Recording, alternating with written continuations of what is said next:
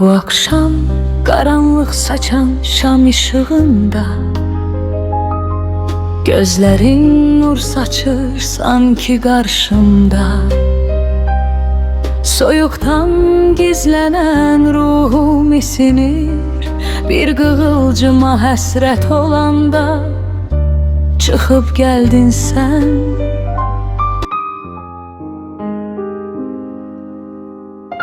Fırtınalar qopsa, sən tək limana,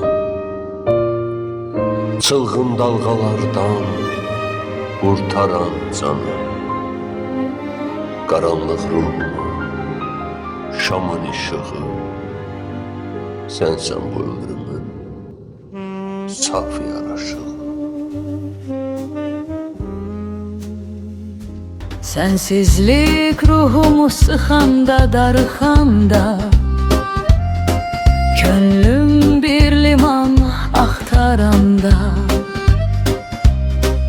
beni o çılgın dalgalardan sakit bir sahile çekip aldın sen.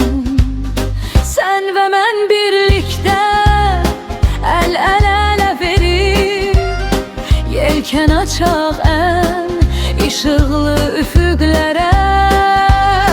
Qoy qısqansın bizi fevral gecəsi, səmada mələklər və ulduzlar belə.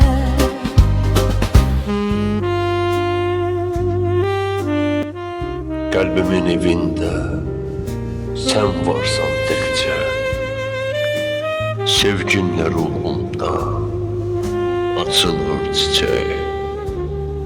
Boynum bükülmüş qumrulardır, səninlə xoşbəxtəm, sənin dürək.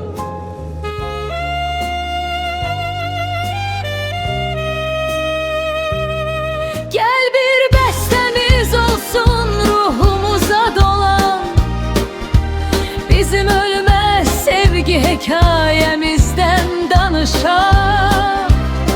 Bir güneşimiz olsun ömrümüzü isiden, her günümüzü bu eşkle paylaşan.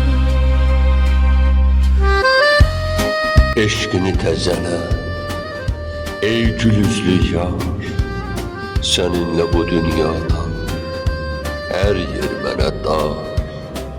Od tutub yansam da, ey yanaram mən, könlümü heç kəsə vermərəm zinhar.